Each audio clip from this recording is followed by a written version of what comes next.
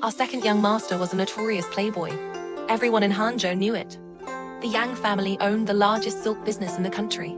Their wealth was unmatched, and the residence housed two young masters. The eldest, Yang Yifeng, was praised by everyone who spoke of him.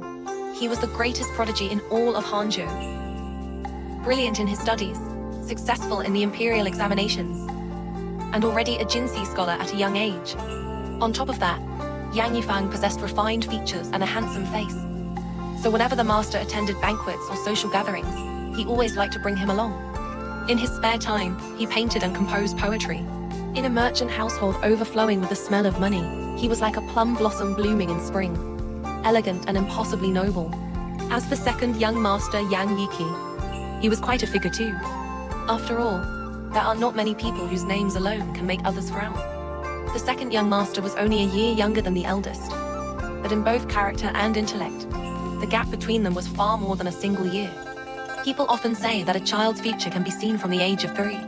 When second young master was 3 years old, the Yang residence held a grand year-end banquet. The feast stretched across the entire street outside the manor, and the family even invited the most famous opera troupe in the capital to perform. Halfway through the performance, one of the actresses suddenly screamed. Everyone looked up toward the stage and discovered a small figure crawling out from beneath her skirts. That's right, it was our second young master. And so, on that very day, nearly the entire city learned that the Yang family's second son, at only 3 years old, already knew how to crawl beneath an opera actress's skirts to grope her thigh. The master and madam were so humiliated they nearly fainted on the spot. Afterward, the master hired 4 or 5 different tutors. Some were strict, some gentle, none of it worked. Second young master barely had to exert himself before driving every single one away in anger. Fortunately, eldest young master never disappointed them.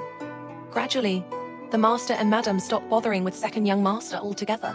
Each month they simply gave him some spending silver and let him do whatever he pleased, while they devoted all their attention to raising the eldest son. Ah, right. I still haven't introduced myself. Since I call him our second young master, naturally, I belong to the Yang household. That's right. I was second young master's maidservant. I was sold into the Yang residence at the age of 8. At first, I worked odd jobs in the kitchen before eventually being transferred to serve in second young master's courtyard. Madam personally arranged the transfer herself. And if you think it was because I was pretty enough to become a bed-warming maid, then you would be completely wrong. On the contrary, I was sent there precisely because I was ugly. Personally, I never thought I looked that bad. I was merely a little short, my face a little round, my eyes a little small, and my arms somewhat thick. Aside from that, I considered myself a perfectly decent girl.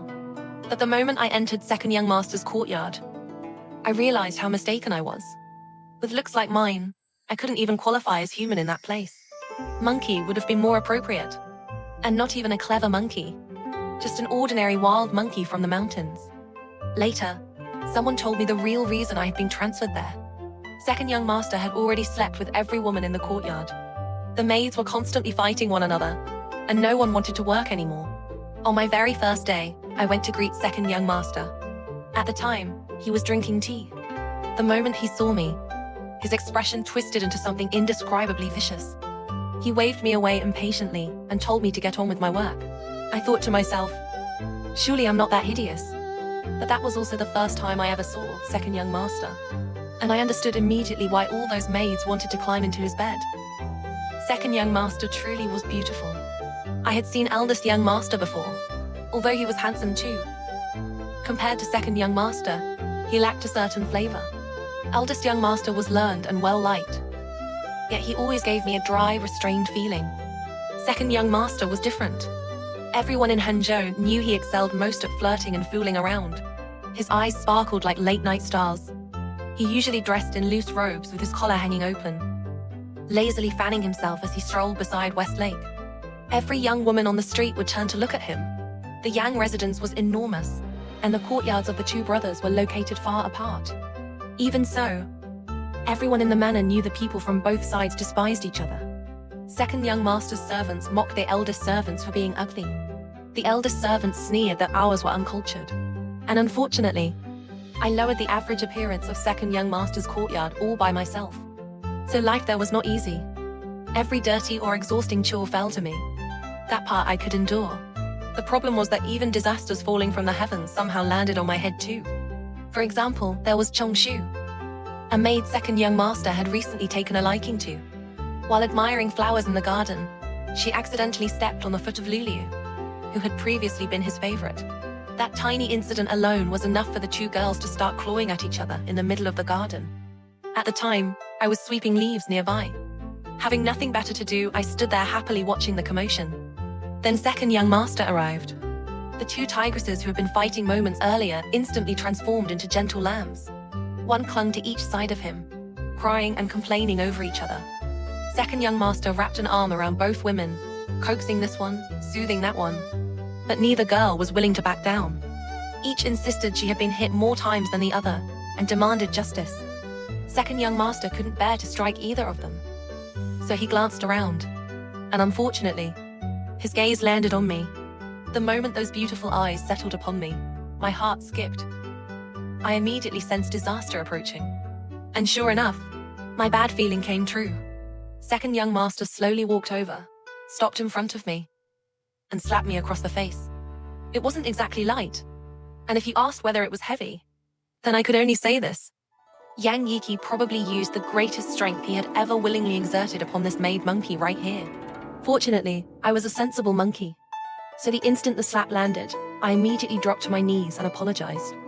Then, in that lazy voice unique to him, second young master said to the two women, "That's enough." And just like that, the matter ended. Even now, I still do not understand why he slapped me that day. Perhaps it was intimidation. Perhaps reassurance. Or perhaps he simply disliked the sight of me. Still, that was the first time second young master ever touched me.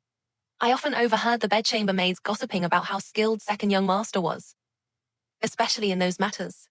They described it as pleasure beyond the heavens. That night after receiving the slap, I unexpectedly found myself thinking. They were right. It really was pleasure beyond the heavens.